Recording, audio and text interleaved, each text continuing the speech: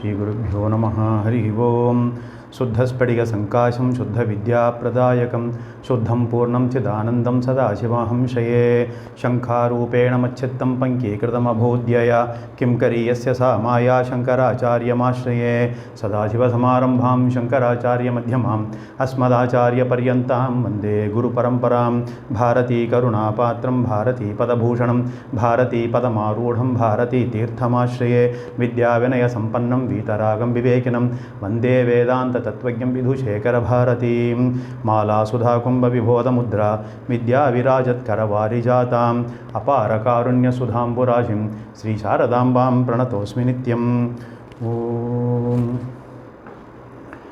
Today we will continue from where I left in Jnana Yoga. We saw Jnana Yogam is knowledge of myself, my real nature, higher nature. I cannot understand my real nature with the help of Pancha Paurusheya Pramanani. That is the instrument of knowledge which are given to us by Lord. I cannot make use of them. Although they are available with me, I cannot directly make use of them to understand my real nature. I have to seek the help of a sixth pramanam, which is Shastram. And do I have the capability of studying Shastram myself and understanding? No, I do not have the capability. That is where we left. Now, Shastra Pramanam is like an external mirror which will help me to see my eyes and also my face clearly. If I don't have the external mirror, I cannot see my eyes directly. Similarly, if I have to understand my real nature, I have to seek the help of Shastram. Shastram is nothing but, we can call it as Shastra Darpanaha. It is Shastra, mirror, scriptural mirror, we can say. Now I have the mirror. Can I directly go and use the mirror? I should know how to make use of that mirror, how to use the mirror. If you have to enjoy looking at your beautiful face, it is not enough to have a mirror, but you should also know how to use the mirror. Suppose I look at the back side of the mirror, I cannot see my face. Therefore, any knowledge, if I have to get that knowledge, I have to use the instrument of knowledge appropriately. Similarly, scriptures and Shastram can help you only if you study the Shastram properly. We have to study. But do you have the capability of studying Shastram and understanding the self-knowledge? Scriptures use a peculiar method to impart the self-knowledge. It is not like reading a general book. Suppose I want to learn about Himalayas. I have not gone to Himalayas. I do not know, I do not have the direct experience of Himalayas. I want to know, I want to learn. What do? I have to go to a library to get the book on Himalayas. Nowadays Google is available. Okay, fine. I either electronically or through the printed media I can get the help. So I go to the book and read Himalayas. This is the first information which I have. This is definitely a secondary knowledge about Himalayas. Once I go directly and look at the beauty, picturesque scene of Himalayas and enjoy the beauty of Himalayas, then I will be able to correlate what I have read in the book, and my knowledge about Himalayas will be direct when I see with my own eyes. So that is the direct experience. So normally this is our orientation about reading any book. I should get first information, FIR, first information report, information on the object I should get. And then I should get the direct experience by contacting the object. So information and experience. This is a dichotomy which I always use to get the knowledge about any object. In self-knowledge, we do not have these two situations. That is, I will not get information about self by reading Shastra myself, and the next, even if I get some information about it, but the next stage is what? I have to get the direct experience. Therefore, I have to go and see, I have to come into contact with the self directly. Can we go and contact ourselves? No, you cannot go and contact yourself because you are the self. There is nothing for you to go and reach and then say that I have the experience. You are the self. Therefore, information, direct experience dichotomy does not exist. It does not work in the case of self-knowledge. Because of this orientation problem I have, we will never know how to utilize the scriptures properly. Therefore, we never get the self-knowledge by studying the scriptures by ourselves. Suppose I keep on reading the book, Vedanta Shastra book myself. I have a lot of confidence in me, therefore I keep on reading for many years. What I do? Well, first of all, I get some information. Is that information self-knowledge? No. Do you get direct experience? That also it is not possible. Therefore, then what else I can understand? What else I have read all these years? Maybe I can explain that self-knowledge, in other words, is freedom from self-ignorance. This much I can tell. Beyond that, I cannot understand, I cannot explain also. Scriptural study is entirely different from studying from other books. Books are of objective literature. Any book will deal only with an object, people, situation, experience, history, and all those. All these are external objects. Therefore, self-knowledge is entirely different. It requires, therefore, like this objective scriptural study requires a different type of orientation, different type of method operation also. It is not like reading any book. This much we have understood now. So how do I get this? This is called Jnana Yoga. Jnana Yoga consists of three parts: Shravanam, Mananam, and Nididhyasanam. Shravanam is what? Exposing myself to the scriptural teaching handled by a competent Acharya or Guru for a length of time. If you do not want to be trapped in a wild goose chase of getting information and then searching for direct experience, eternally we will be searching for direct experience if we do not go and seek the help of Guru and Shastram. Therefore, like, if I don't want to get trapped into this wild goose chase, I have to go and surrender myself to a knowledgeable person who is an expert in reading Shastra, in understanding the message of Shastra, and also he has the communication skill to impart the self-knowledge to me.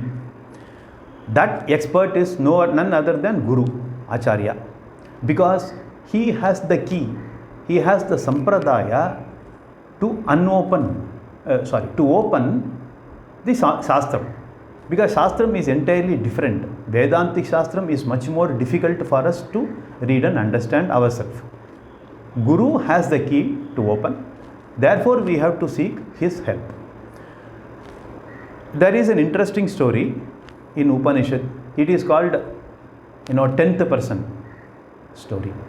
There are 10 boys in a village. They go out for fun. So they all go outside their homes and they go. On their way, they find a huge river. Lot of water is there, so they cannot walk across and go to the next shore, the other side of the river. They have to swim. They all know swimming. Luckily, all of them started swimming. They reached the other bank of the river. They started walking. Suddenly, one of the friends, he got a doubt. 10 people came. We have to ensure that all 10 are there. Otherwise, it will be difficult. We cannot go home and face our parents. They will get very angry. So they all agreed. Yes, it is correct. Only we have to let us count how many people are there. So one person said, I will do that. I will do counting. You all stand in a row. Everyone stood in a row, and this person started counting 1, 2, 3, 4, 5, and all that. He came to 9, the last person. He said only 9 people are there. Then he got worried. What to do? Only 9 persons are left now. He got a doubt. What do we do? Then the second person said, okay, no, you don't know counting. You stand in the row. I will go and count. Then this fellow, first person went and stood in the queue. The second person came out. Then he started counting 1, 2, 3, all the people who were standing opposite to him in a row, and then he counted. Only once again he came across only up to 9. So they could count only 9 people. All of them were very much worried. There was another person who came in that way. So he was just watching this fun. He took pity on them. He asked him, what is happening? What is your problem? All of you look very sad. Then this person explained that, all 10 of us came. We swam across the river, but now we find only 9 of them. Then this person know that, there is some problem with these people. So he said, okay, I will help you. You all stand in the row, I will count. Then all of them stood in the row. Then this person counted, the third person. Then 1, 2, 3, 4, 5, 6, 7, 8, 9, 10. So the 10th person is here. He has not gone anywhere. He is here only. So all of them were very happy to find the 10th person there. So this person came, the external other person came and imparted the knowledge of 10th person.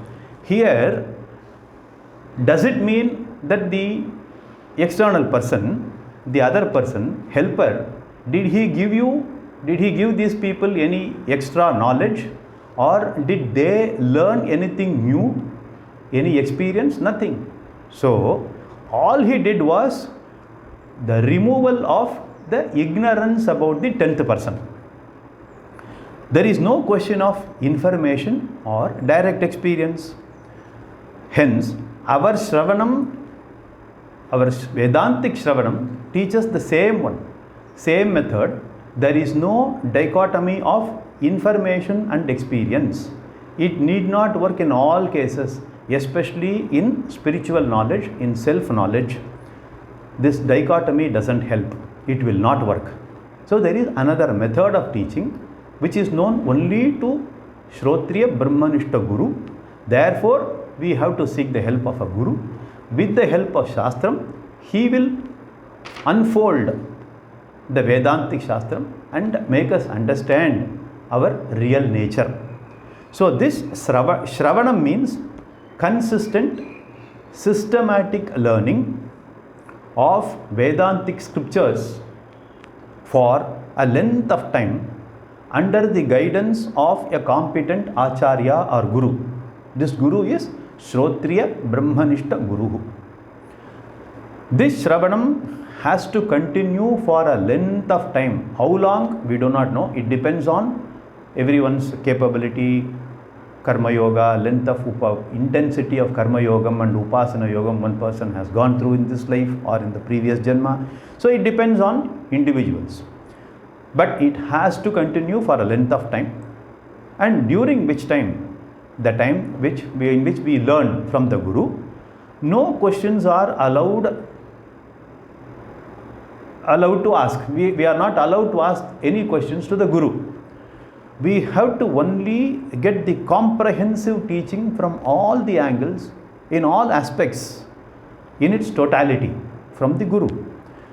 So we have to be very patient. We have to learn everything, whatever the Guru teaches, we have to learn. In between, we are not supposed to ask any doubt. But it is natural for people initially to have lot of doubts.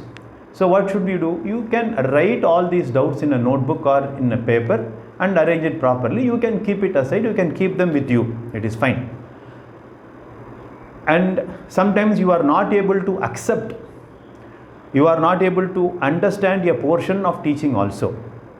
Even if you have a doubt in some portion of Vedantic teaching, it is okay. You are allowed to keep all these questions and doubts in your notebook. You have to listen with an open mind. You are free to disagree with the Guru. He is not going to curse you. He is not going to get angry with you. But we have to learn to be patient. Never come to conclusion. Don't be in a hurry to judge either Shastram or the teacher. Don't be critical also. Be patient, because patience is the name of the game. There is no shortcut method, particularly in spiritual knowledge. This is about Shravanam. So no doubts are allowed to be asked. If at all we have doubts, we can write them down in a notebook, keep them aside. So this teaching has to go on for a long time, for a length of time. It is very systematic and consistent teaching. It is not like, okay, I have time today, I go and sit in front of teacher, I learn for 1 hour and come back, then do all my other jobs or whatever it is, and then I forget whatever I have learned from the teacher for the next 1 week or 10 days. Then suddenly I remember one day and then I will go. No, this type of inconsistent study will never help. It can give some knowledge about here and there, that's it, but it will not give you self-knowledge. This is about Shravanam. Mananam. Next stage is Mananam. After comprehensively listening, studying for a length of time, now the study portion is over. The Guru has taught the Vedantic Shastram. Now I bring out all my questions to myself. Then I will refer to the book in which I have written all my questions, all my doubts. The portion in which I have not agreed with my teacher or teaching. Now generally, then I go through everything.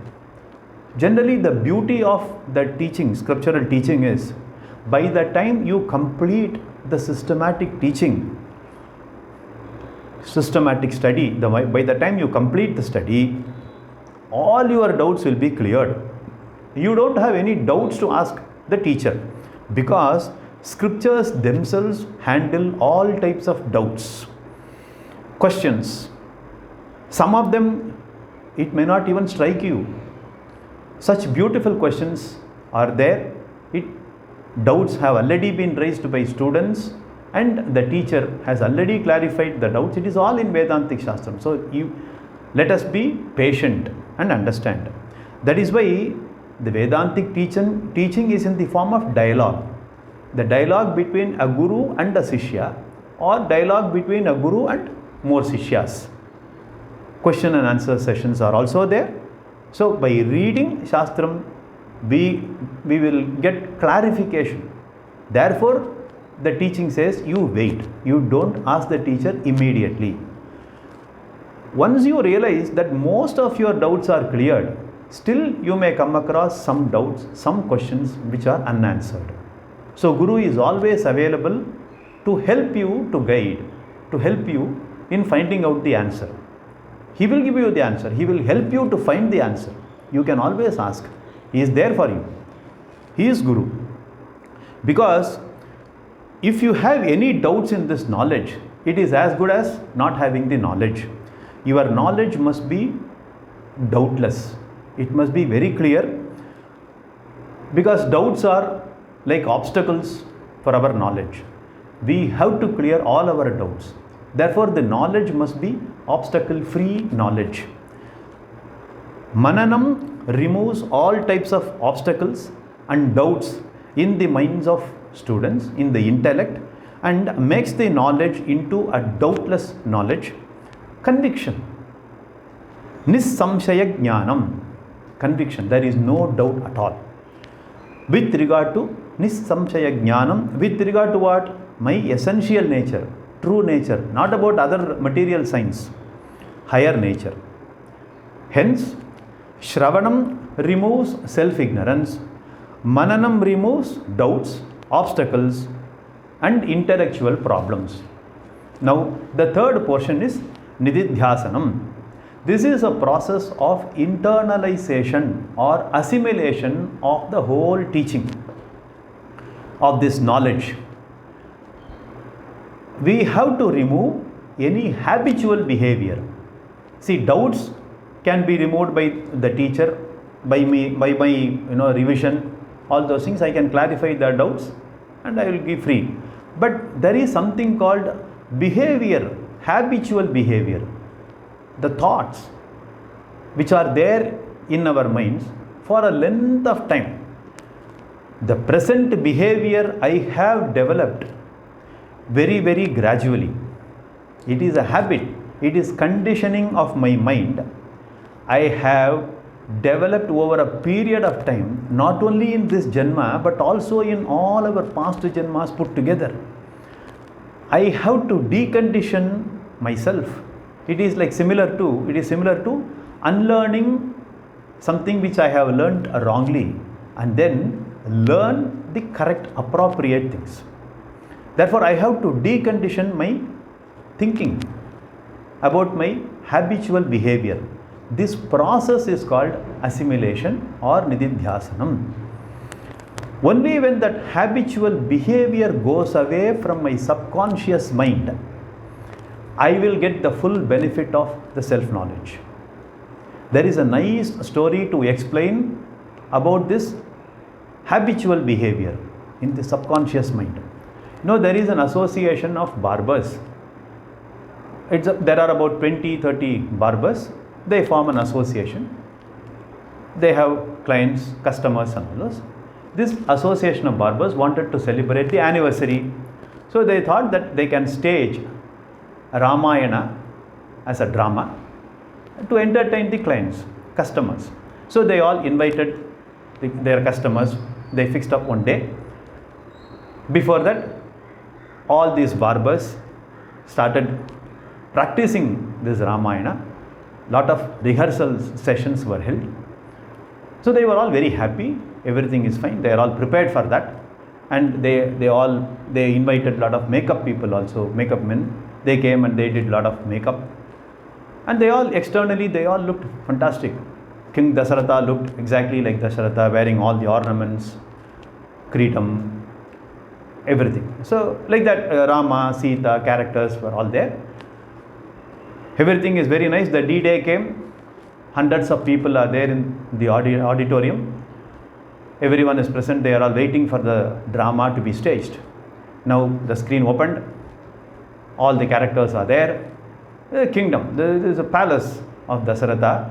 Dasharatha was seated in a throne with all jewels and nicely dressed. And he has dressed up very nicely. His ministers are there. Then the messenger announced, "Oh King, Vishwamitra, sage Vishwamitra has come." Remember, all these characters are barbers by profession. So the King Dasharatha felt very happy. Immediately he rushed to the doors and he invited Vishwamitra. "Oh sage, please come to our palace. We are all very fortunate to have you physically present here." So Vishwamitra also was very happy. He started walking inside the palace. He saw everybody, and then he came. He was having white beard, and then he was given a beautiful seat. He was seated there. So Dasharatha offered him tirtham and all those.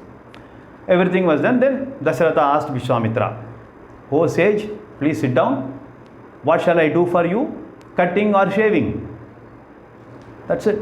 So because they are all barbers, and Dasharatha outwardly he is Dasharatha. He is dressed up like Dasharatha. He has adorned himself like Dasharatha with all the jewels, everything. And they have rehearsed. They have rehearsed for many number of times.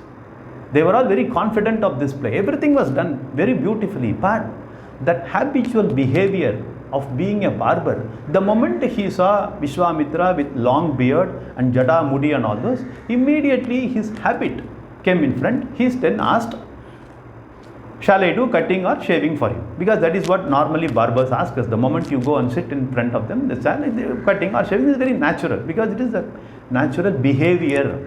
This is habitual behavior of a person. So but inside what? He is still a barber. So this thought, habitual behavior of ourselves has to go from us. All of us, that is about the story, that's about drama we have learnt. We have all been samsaris throughout our life. Petty, bitter, ignorant people. This personality about ourselves has influenced our responses, our goals, our thoughts, everything have been governed by the idea that I am a miserable self, individual. How you behave depends on how you look at yourself. How you behave depends on your self-image. How do you look at yourself?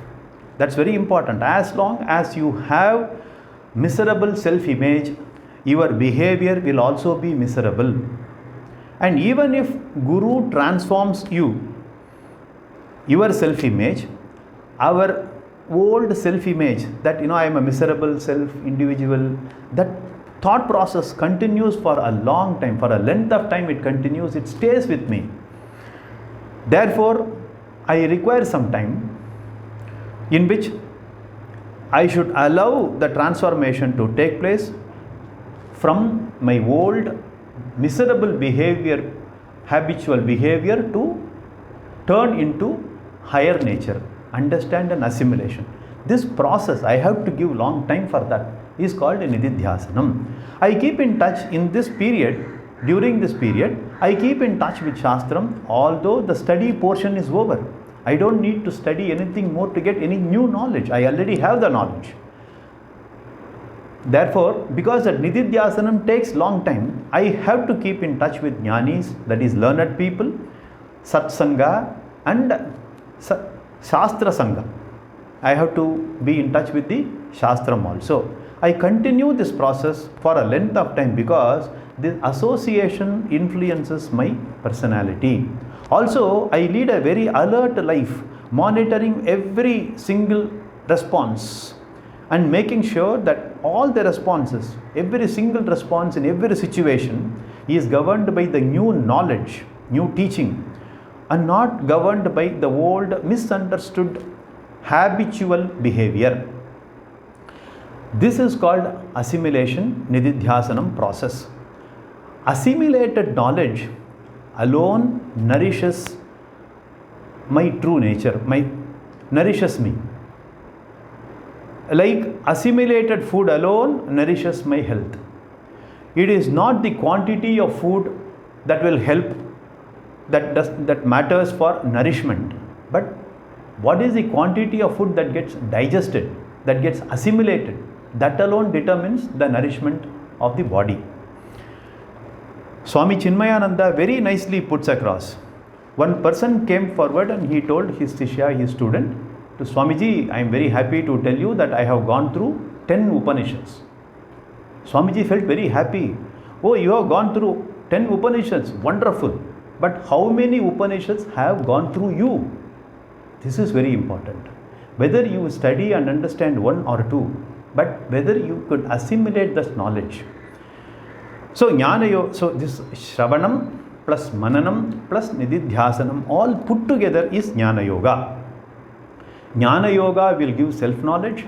Self-knowledge will give moksham. And moksham will give me freedom. I am free in the presence of people, in the presence of objects. I am equally free in the absence of objects and in the absence of people. Even in my presence, in my life, or even in death, I am happy. I am free. That is very essential. That is the essence of teaching. The essence of teaching is what? I am the embodiment of permanent peace, permanent happiness, permanent security. This is eternal. Satchit Ananda Swarupa. This is my real nature. That is Atma. I am free. I am not dependent on any external object or any external person for my security and happiness, because my very nature is permanent happiness and security. That is my true nature. The subtlest form of sadhanam, this is about Jnana Yoga. All these three types of yoga, Karma Yoga, Upasana Yoga, Jnana Yoga, all of them are important and compulsory for every individual. As we have already told, these are not optional yogas. All three are compulsory. Everybody requires all these three yogas, but the culmination of them is Jnanam, that is self-knowledge, which gives moksham. If at all a person comes directly to Jnana Yoga without going through Karma Yoga and Upasana Yoga, he will not be successful. This is the general fact. But if it is like it is like walking into MSc Mathematics directly without going through the preliminary class, that is a primary class, primary section, then higher secondary, then college, BSc Maths and all those. I am not going through any of this. Directly, if I want to go to MSc Mathematics, will I be successful? It is almost similar to that. If at all a person skips Karma Yoga, Upasana Yoga and come to Jnana Yoga and he is successful also, it is very, very rare, and only explanation is he must have gone through Karma Yoga and Upasana Yoga in his past Janma. So either this Janma or in the past Janma, a person should go through all the three yogas. If you study the purpose of ashrama scheme, you will find that all the four ashramas are designed for the pursuit of these three yogas only. Yoga, this Karma Yoga, Upasana Yoga, Jnana Yoga, these are not airtight compartments. It is not like I go through Karma Yoga, I get through Karma Yoga on one day and then I go to Upasana Yoga, I get pass mark and then I go to... It is not like that. The domination could be at one stage of life, Karma Yoga will be predominant. Other stage of life, the other yogas will be predominant. This is what it is. So Brahmacharya Ashrama, primarily I study. I make use of my Brahmacharya Ashrama for studying and learning the theory. What is life? What are the goals of life? So basically it is dedicated for studying Vedam. The other three ashramas are meant for predominantly practicing any of these three yogas. Grihastha Ashrama is primarily Karma Yoga. That is Karma Yoga Pradhana life is Grihastha Ashrama. Then Vanaprastha Ashrama is primarily for Upasana Yoga. Sannyasa Ashrama is Jnana Yoga Pradhana life. So that is all the four ashramas for us. Even though one does not go through all four ashramas physically, you will still have to make appropriate changes in your lifestyle, modification in your lifestyle, depending on which yoga you dominantly go through. Adjust the infrastructure, follow all the three yogas, gain knowledge and be free. Being a free person, enjoy the presence of Dharma, Artha, Kama, or enjoy the absence of Dharma, Artha, Kama. This is the vision of all our scriptures. Primary scripture, that is Veda, or secondary scriptures what we spoke. All those scriptures, the primary objective is moksham. So this is about Jnana Yoga for us. I have come to the conclusion of that. We have concluded also and time is also running out. So I will stop my session with this. Purnamadav Purnamidam Purnat Purnamudachyate Pur